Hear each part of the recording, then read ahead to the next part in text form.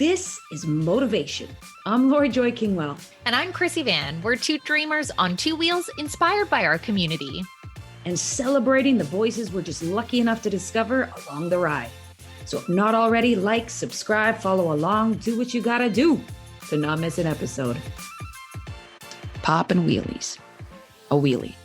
It's a motorcycle stunt that's difficult to master, but worth the time, effort, and courage for so many riders out there for the freedom, the fulfillment, accomplishment on the other side of that work and risk.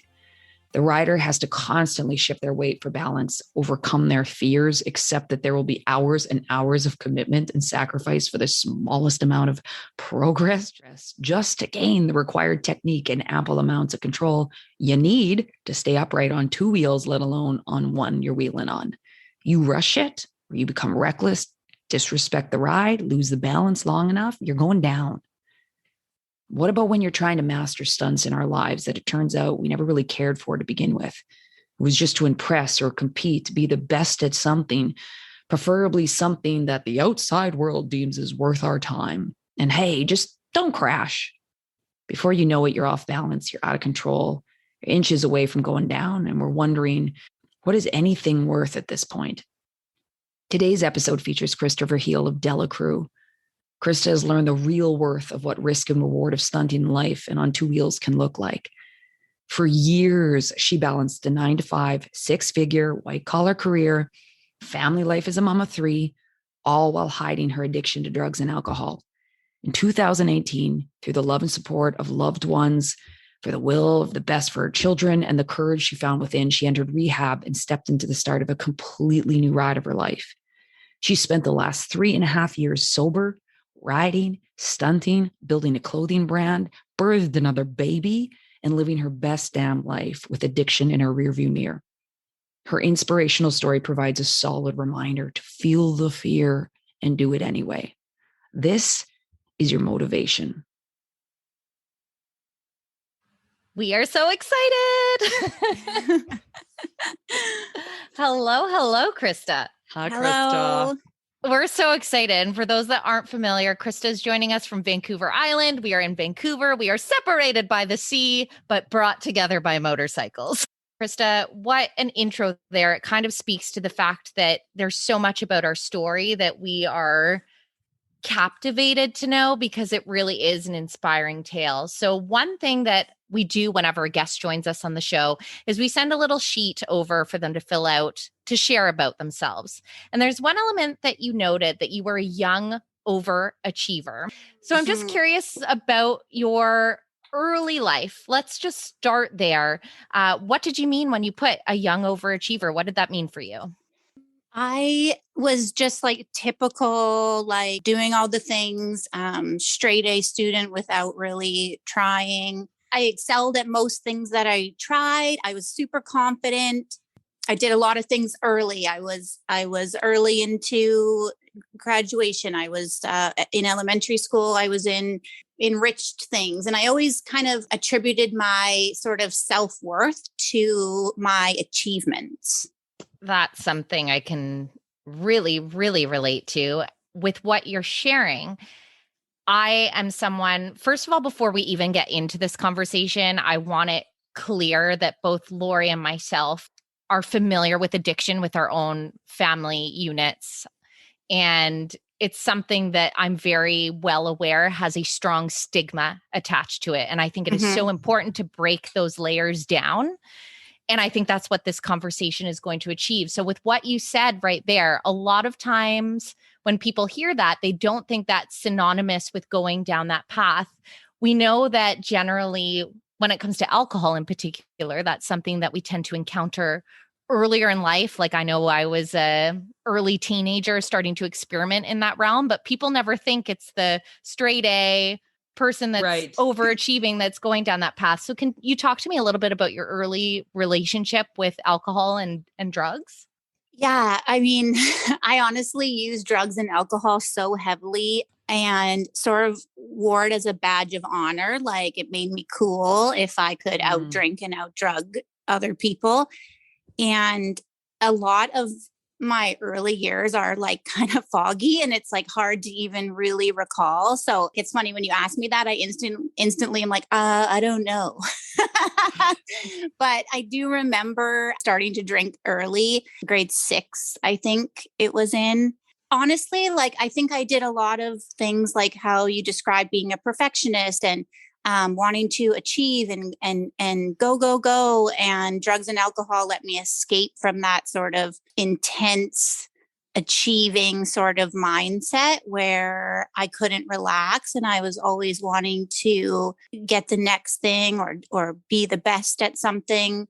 And so it was an escape, right? It was an escape. And then I started having, it was fun at the beginning. So I started having a lot of fun and doing it more and more, met different people that were into different things. And as I grew and got older, it got cooler. It got cool to be doing that. And then I started dating in sort of that lifestyle. And yeah. When did you feel as though it started kind of turning from this is a good time and this is part of the dynamic and friends and we're dabbling? What age did you feel it started to turn to a more dangerous aspect within your life? In my 20s, for sure. The part that is not in my experience, as typical for people or why maybe I thought I didn't have a problem is because I held on to the fact that I was able to go to school, get a good job, run a successful business and make money and have money. And I felt like if I was an alcoholic or a drug addict, I wouldn't be able to do those things. So I looked for why I wasn't and why I tried to like set myself apart from having a problem, even though I actually knew I did have a problem long before I admitted it. It's amazing when you say that because we talk about this often on the podcast as well, is that we kind of narrate our own reality, even if that's just the perception of what we have of that current experience of ourselves. You touch on it there, how you did have this really successful start to your career life. And you even wrote here this early entrance to the white collar 9-to-5 office life. So talk to me a little bit about that and how those two worlds were correlated at that point, because we know generally when dabbling in these substances, it's normally on a path of escalation. So what was that balance like? I remember one particular instance when I got my insurance license through the IBABC and I was still in high school. And as I understand it, I was the youngest person to ever do that. And they actually wouldn't give me my license until I graduated. Like I had already wrote the exam and I had to wait to get the license, wrote and passed. I had to wait till I could give them my transcript. They actually didn't realize I didn't have my transcript. I hadn't finished grade 12 yet. So I graduated, I gave them that, and I got a job immediately as an insurance agent for a local credit union. And I remember only drinking and doing drugs on the weekend. And it was a personal, like I only do that on the weekend and I'm not going to let it interfere with my work. And I just remember a very particular instance where that was no longer working and it was happening during the week. And then it was happening while I was at work, the drugs, not the drinking. And no one was really noticing. But I knew, and that was really the beginning of where it started to negatively affect my life. Did you recall how you were feeling in those moments? You know, when we kind of make those split decisions where you're like, I don't know if this is really good for myself, but we do it anyway. I think at that point, it was like I was already too far gone. I was fully like mentally addicted. I was physically addicted. It was just, I just couldn't stop. And that's just part of the disease. So even though I felt like this wasn't something I wanted to do, I couldn't like rationalize it or decide. It was just happening. The train was kind of already chugging along. And the pace was already. So at this time, what you mentioned was around, in your early 20s, because you have 4 kids and your husband. And had you met your husband at this point? Were you guys? No. Not yet. Gotcha. Because it was 2018, correct? That you had gone into rehab, into recovery. Is that correct? Right. So there's that, a kind of an 8-year window. How difficult was that to kind of, again, start your life in so many ways, while in the same breath, this runaway train is just clicking along? Plot twist, my husband has 17 years in recovery. So this timeline that you're talking about, there is a lot of overlap, and it's very difficult to wrap your head around. And I guess it just is a testament to how well I hid it for so long. So at what point did he enter your life and you have this career going on and then all of this happening in the background? Yeah, that's exactly what it went on. So when I met him, 2007, and he had a son, okay, let me start this over. I'm feeling very anxious right now, you guys. What do you feel? And it's okay if we can stop and we can regroup, or just if we're going too much into the personal stuff, we can pull back too. No, it's definitely good. And I want to share this part for sure. I just even hearing you talk about me and talk about my life, I just feel emotional because it's a lot. Yeah. It's a lot. And so I like to look forward and see where I'm going, and it feels good, but to look back, there's lots of shame and guilt, right? Can I share something with you real quick? And I'll share this just because this might help. But I just want to share this with you just so you know that you're in this call alone. You're not alone in this. I had a really difficult relationship with alcohol as well. My dad's an alcoholic. He's currently, deep in the disease. And I started to go down a road of deep binge drinking, and it started to become a runaway train. And I actually stopped drinking for 8 years. And I made the deal with myself that I was you can't have a drink until you can honestly say that the train on the train tracks. Right. And it was 8 years before I was I genuinely think, and I can really only have one drink, and I have it, here just to this, and it's a blue moon if I have more. But it was the amount of shame and the ways that I showed up in people's lives when I was drunk and the things that I did. Took a very long time to separate them. But it took me years and years and years before I was able to really, truly forgive myself. Right. Because I had showed up in such a way in so many people's lives that I was I can't erase their memory of me. And that was hard because even though I knew I was different, and I knew that I was taking the steps I needed to take, and I was figuring this shit out, it was so hard to know that version of me was living on in the brains of people. I felt like I needed to text people and write people that I met years ago and was just so you know, that's not me, Right. Making amends. They call it. Yeah, I was just going to say yes. Cause I was that is part of recovery. Cause my perspective comes from a different angle, and they're very open about it. So I feel fine to share, but both my brother-in-laws are alcoholics, and I think for myself, this is why I think these conversations are so important, because as a family member residing alongside that,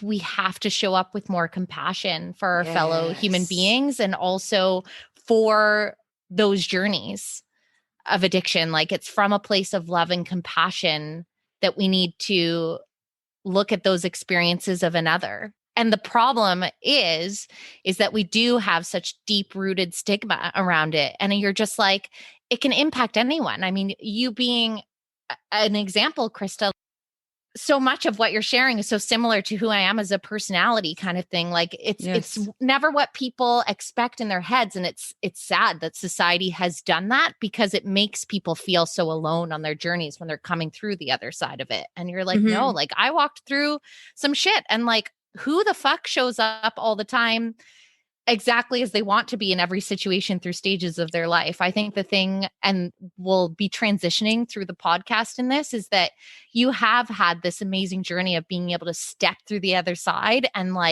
take this experience to fuel you in this incredible life direction that sounds super rich and full. Whereas before it sounds like there was a lot of societal pressures of just go, go, go, achieve, achieve, achieve. Whereas now it seems to be like you shining through.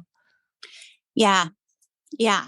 That's definitely what it is. It's exactly like that. I don't know why it was just making me feel upset or something. But sorry, guys. No, don't you apologize. I think it's a beautiful, actually, that you have voiced that. And I think we should actually keep this in the episode, because I think the other thing that's so important to remember is the amount that we're taught to feel so much shame around trying to figure out how to human, like how to be a human and how to do this thing when we're getting pulled in every direction and we're being enticed every direction. And we're just trying to figure out how to be ourselves. And in our teens and our 20s, there's so much allure around just that, of like experiments and stepping outside of the box that we're kind of shoved in at such a young age. And it's a powerful thing to say, this has been my experience, but I've been able to come out of it on the other side. And there's, if anything, like when you're talking to this, I know you're feeling shame and it's very real, but like I'm feeling inspired. I'm not looking going, oh man, she did those things, and I think that's the other thing is every time we hear people's uglies, right? That ugly part that is our, everybody's experience, you finally feel like, oh, good, I'm not alone.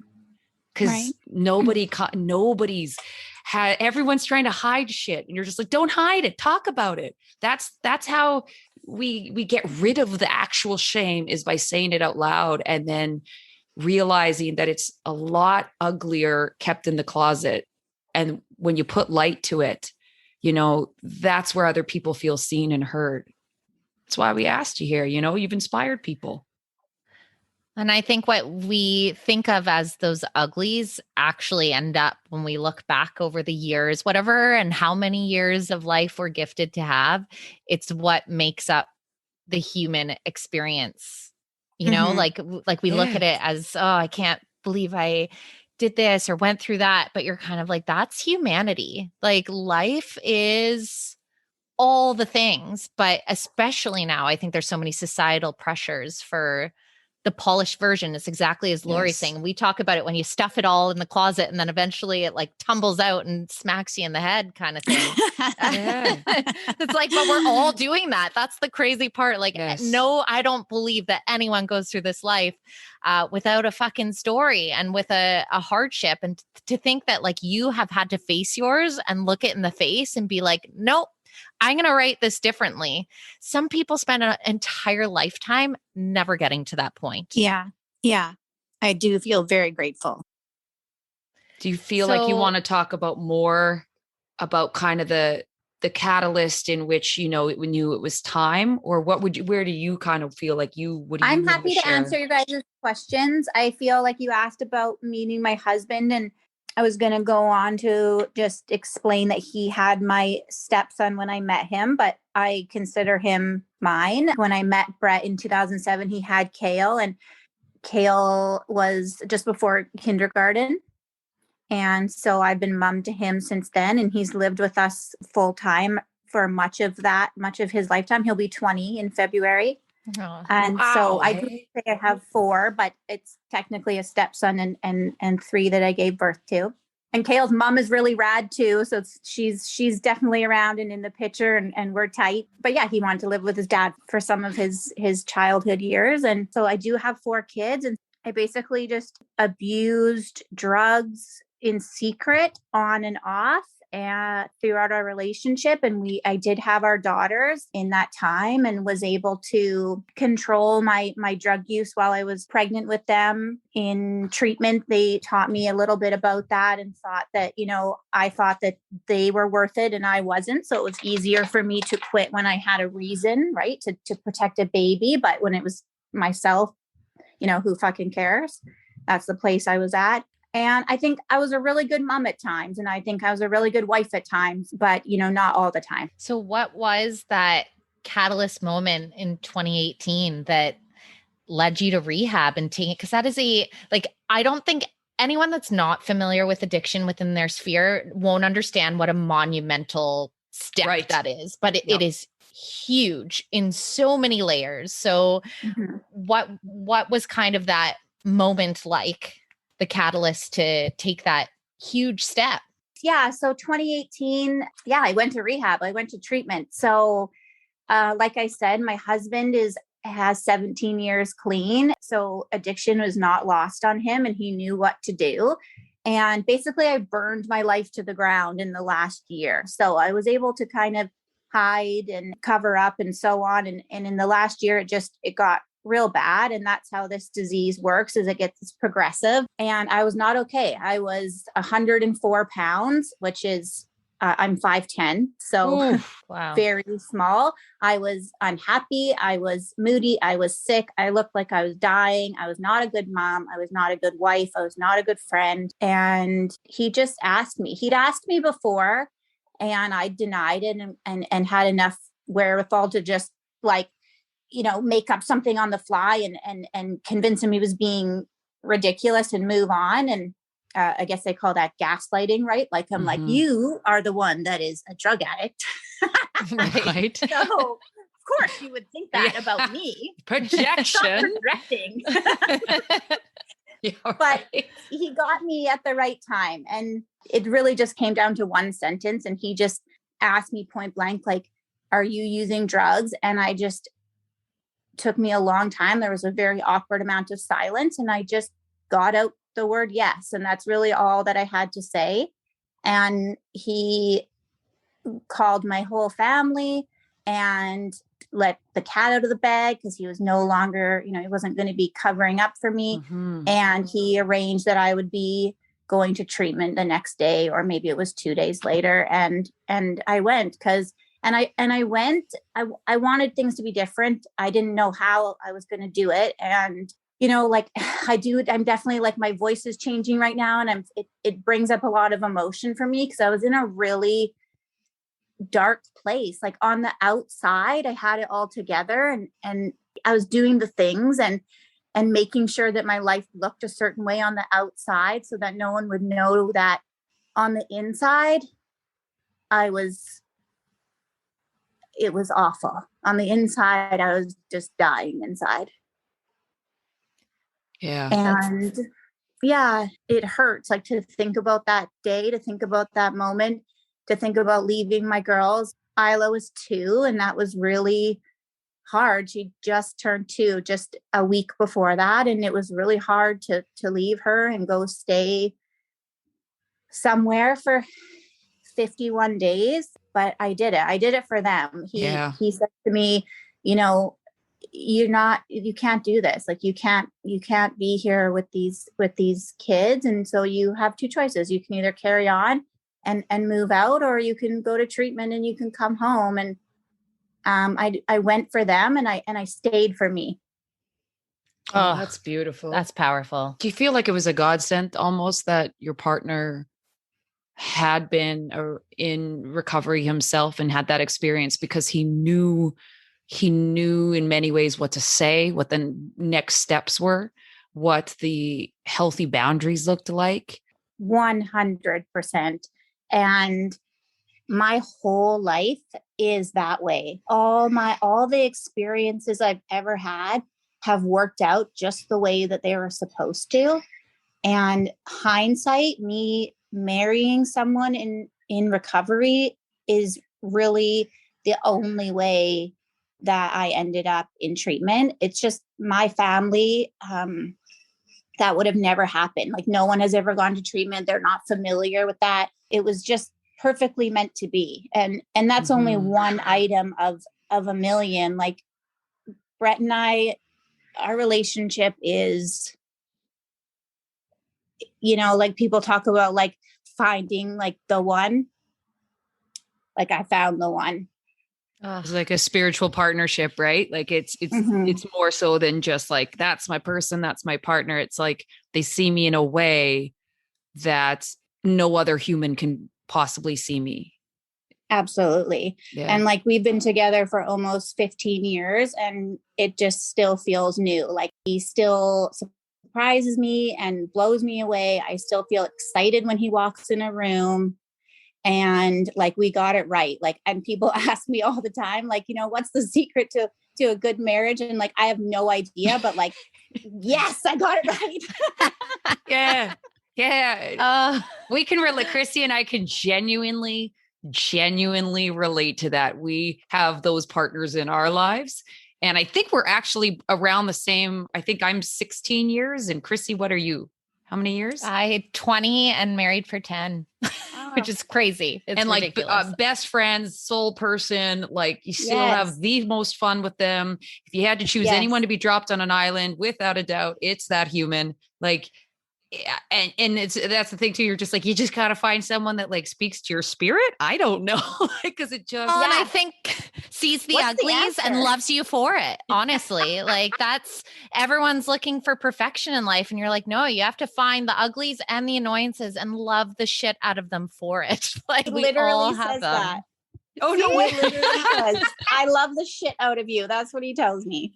I love that. Now, Krista, I have to say, I mean, there's honestly been so many powerful things that you've said in this conversation, but the thing that I love is about your journey into rehab, how you went for them and then you stayed for you. So you were always a high achiever, had an incredible white collar career, go through this wild train ride, derail, hop off into this new life. And now, I mean, it sounds like, and I don't want to speak for you, but it sounds like within that experience, you just started to discover how to love yourself. And the reason why I think that's probably what you discovered is because everything that's followed that I've seen and these amazing things that you've created. So talk to me a little bit about the rebuild on the other side of that 2018 experience, because it sounds like you've really started to live from a place of passion and service and things that ignite the spirit. You literally said it perfectly. I got out and came home and was just full of joy to be with my family. And I told my husband, I don't want to be a mortgage broker anymore. And he was like, cool. Good. Love that. And I'm like, okay, so like, I'm going to quit and like, no more business. And he's like, yeah. And for people not familiar with what Krista sent along, as we said in the beginning, like this is walking away from an established 6-figure career, which I think a lot of people would grapple. That's not an easy choice. Right. You got car payments, you have house payments, you've got children, you've got all these things. And it's not just like magically like, not a problem. You do you. Like these are huge. Like this is a huge change of direction, pace, everything. Yeah. And he supported me and he's like, if that's what you need. And I was like, that is what I need. And so he's like, cool. So what are you going to do? And I'm like, I don't know. I'm going to hang out here for a bit. And so I kind of parked it for 6 months and he knew, and I knew that something would come along. Like I said before, and I touched on it a little bit, like things just work out for us. And we really believe that like, what will happen or what's supposed to happen will happen. And so we've just let go of trying to like control everything. And that's definitely a message that you learn in recovery. And so he said, it will come to you. And so in that time while I wasn't working and my kids were in school and daycare, and I decided one day I was driving downtown and my husband's always rode and I go on the back. I just literally pulled into the driver's license center and text him. And I said, I'm going to write my motorcycle license right now. Stop it. And he was just like, what the fuck? And he's like, okay, go get it, girl. And so I just went in and I didn't even have the book or anything. I just decided in that moment, I passed it. I came out, I sent him a picture and he sent me back a picture of a bike he bought me. Oh my gosh. This story's giving me life right now. I literally have goosebumps. This is so good. And so there it is. I got my license and started riding and it brought me so much joy. It was so fun, such a huge release, an escape, and something new to learn that I wouldn't have been able to do before. And so it felt really good to like be accomplishing something. And even though that's not maybe like a typical achievement, but like learning to ride a motorcycle was hard for me. I've never ridden anything before. I'd never even touched a dirt bike before that. And I was 33 years old. I had no idea how to ride a motorcycle. And I did do a weekend lesson. Like I enrolled in a course and then away we went. And like, I remember him taking me on my first town ride and I barely could turn the corner. I almost drove into the 7-Eleven sign. I feel this so much. I was like, we've all been there. 100%. We've all been there. And he still brings that up. He's like, remember when you didn't even know how to turn? And I'm like, yeah, I remember. These are the most kept doing it. I kept doing it. And honestly, like, you know, people say like motorcycles saved my life. Like that's a saying, like people say that, but like, that is actually true for me. It's actually true. It led me to everywhere and everyone and everything that I'm doing today.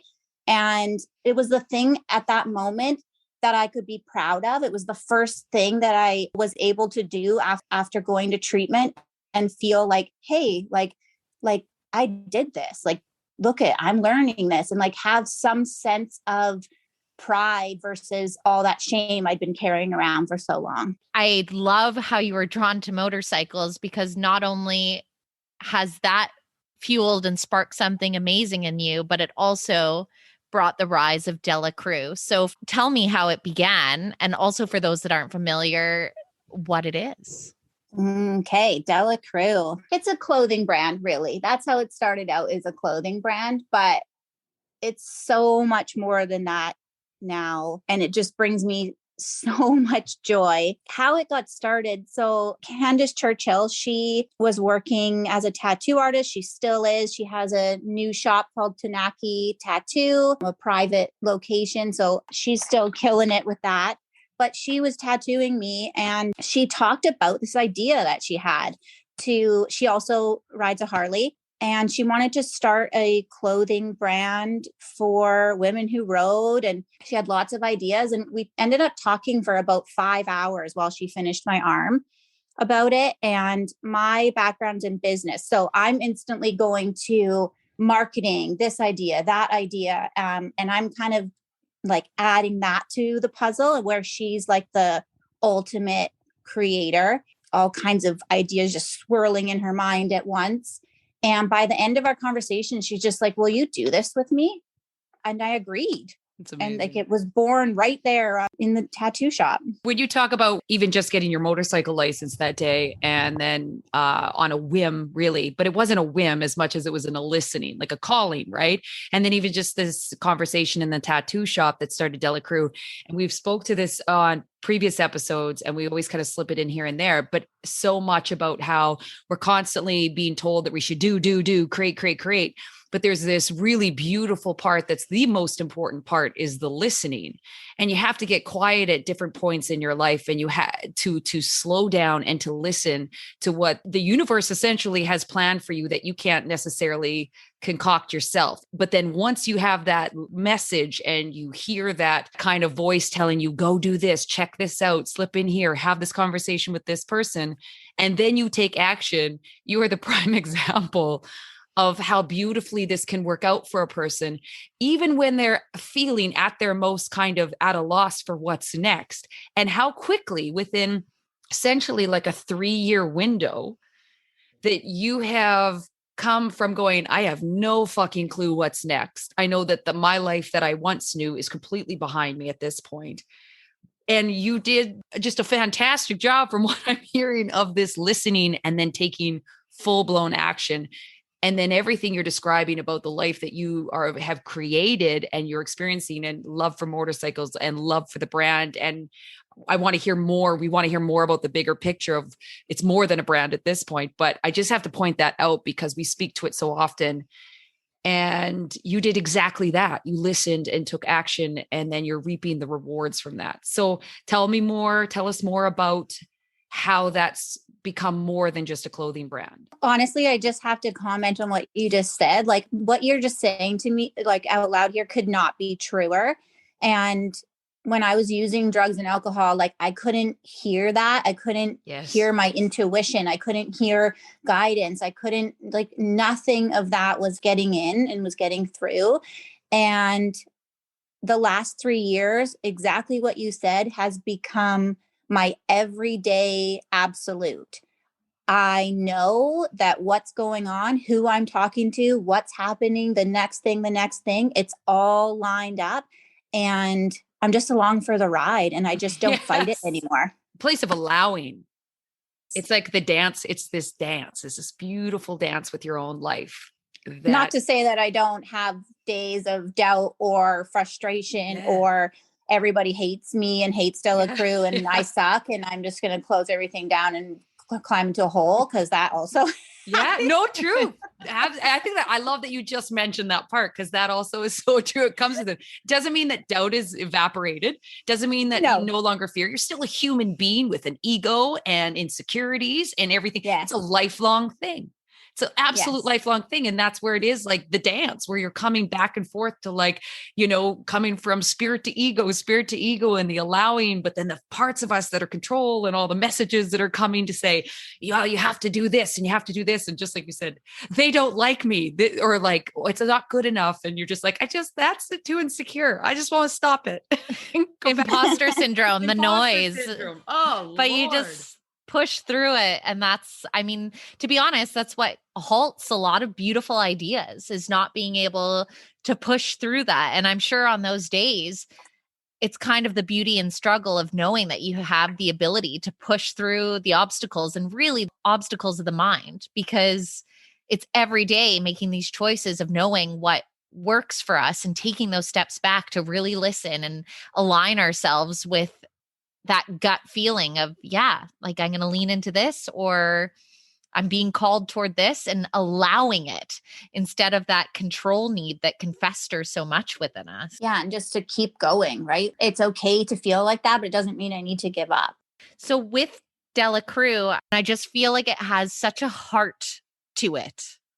You know, like the friendships and the community that it built, and the people that we met was something that I don't think we saw coming. We met all these cool people and like became friends with all these cool people and made all these new relationships because they found our brand. And it's like, we didn't know that was going to happen. We wanted to be about inclusion. We just wanted it to be for anyone who felt like it was their style, you know, like you didn't have to meet any criteria to be a part of. We're also not trying to exclude anyone, and we welcome everybody into what we're calling our girl gang. And maybe the language around that needs to change in the future, but it's definitely like an open brand and just empowering people to be exactly who they are and not have to fake it. Not have to pretend that there's something that they aren't. Mm-hmm. So I bought Candace out of the business December 2020, and she just went back to tattooing full time and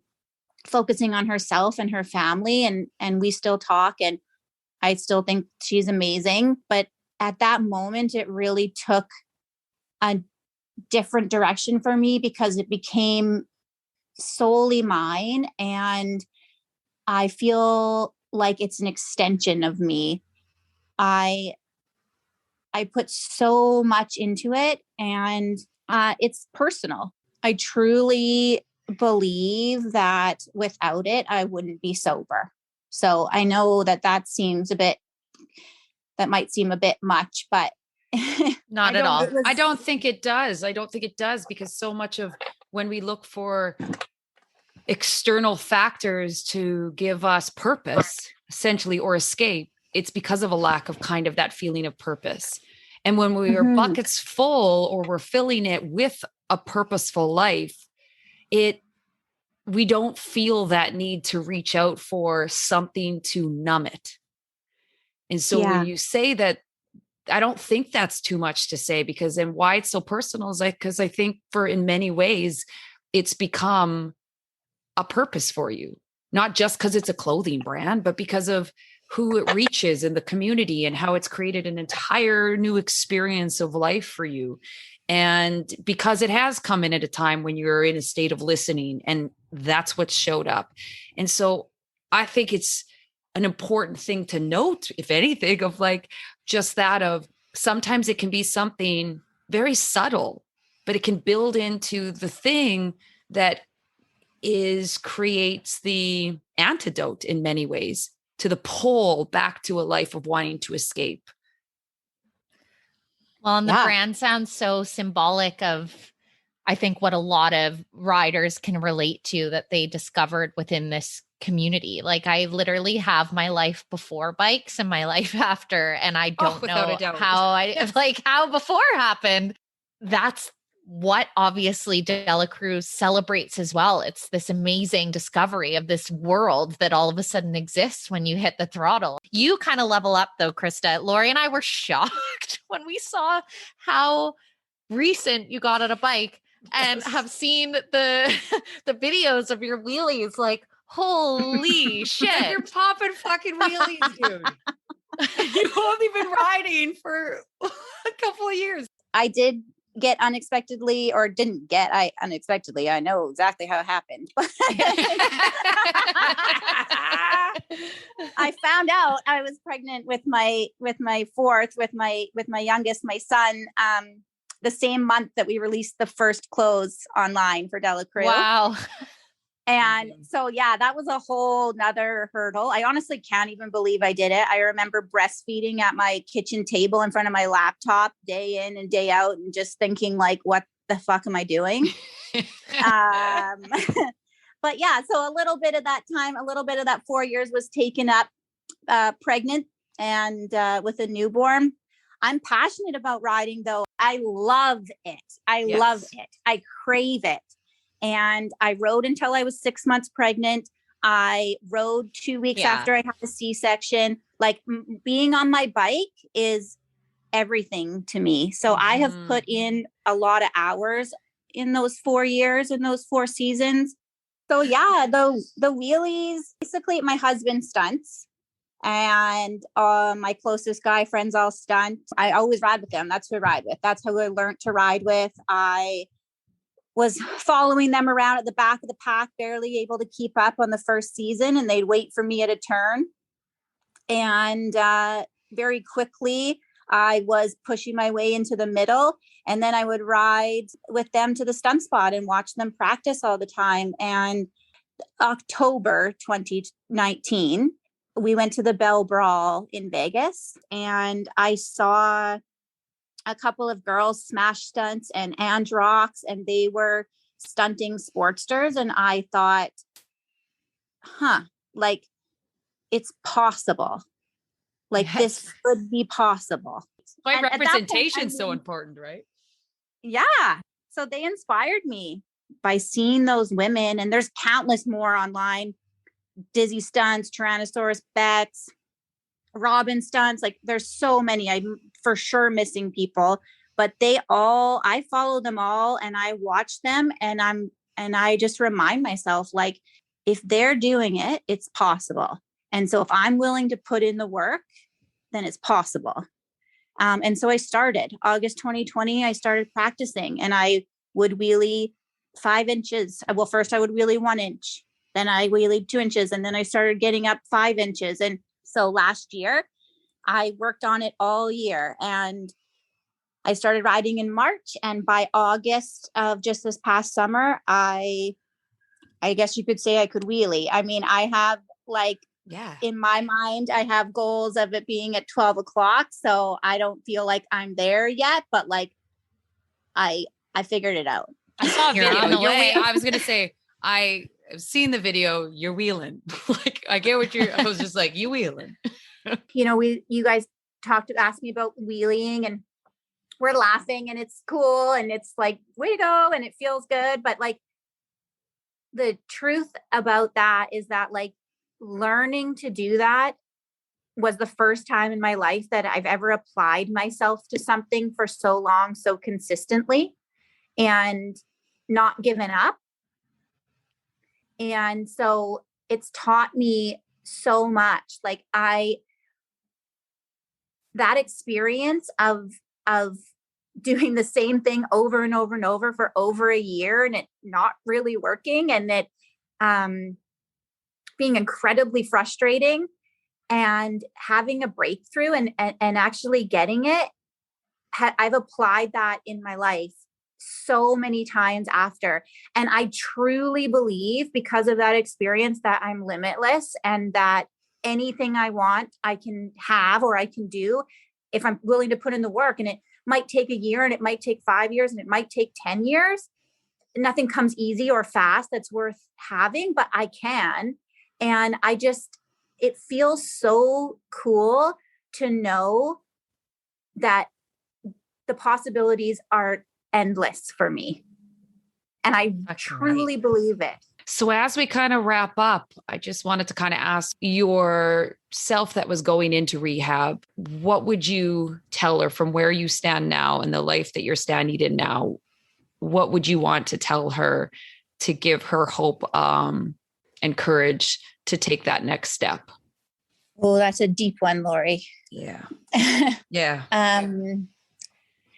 Honestly, like what it brings up for me hearing you say that is how much I wish I had done it sooner, but you can't go back. Every day I wasted living like that, it just could have been spent so much different, like just being present and being more congruent with who I am and just the way that it makes me feel inside. I just feel real. I feel authentic and I feel true to myself. And naturally, people that are attracted to that are coming into my life. So I've got the right people around me, and my relationships are better. I honestly could have never imagined how good my life would have been. And I knew people in recovery because my husband was clean. So I had friends, and my friend Tyler, he was alumni at the treatment center. So when you're alumni, you can come in, and when you first get there, you can't have any visitors. So he came in as an alumni. They didn't realize that he knew me. And I saw him, hadn't seen or talked to any of my family in 7 days or 10 days. And I ran over and basically jumped in his arms and hugged him tighter than I've ever hugged anyone. And he said to me, if I could reach in my pocket and give you my sobriety, I would. And I often think about that because it's such a gift, and there's no way to explain to someone. Like, it's so hard and it's so scary. And the thought of making that change is like just insurmountable. Like, you're just like, I don't know how to be any other way than how I am, but it's so worth it. Like, I just cannot describe. If you're listening and you're struggling, or you're thinking like you want to make a change in your life, or whatever the reason, you're robbing yourself if you don't do it. And it's really hard work. Mm-hmm. And it takes a lot, but you should.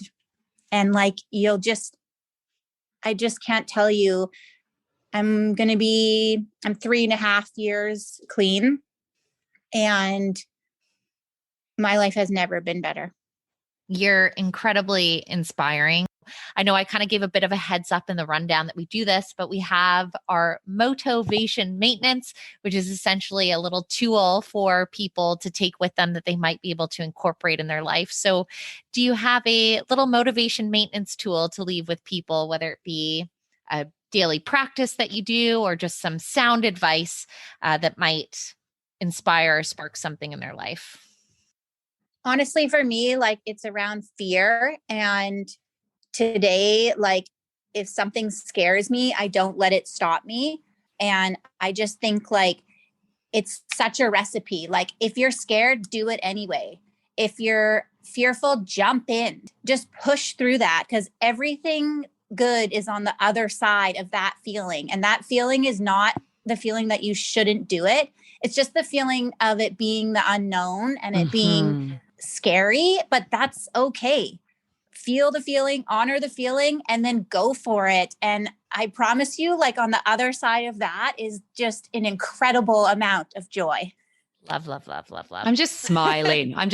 can't see me, but I was just smiling, just sitting in a room smiling, listening to you. So that should be noted. And that, my friends, is the motivation. You've just listened to the Motivation Podcast with your host, Chrissy Van, and me, Lori Joy Kingwell. Thanks for joining us along the ride. We've got new episodes dropping every Monday, and we're all about community. So follow us on Instagram at Motivation Podcast and visit our website at themotivation.com. And in the meantime, tanks full and full throttle.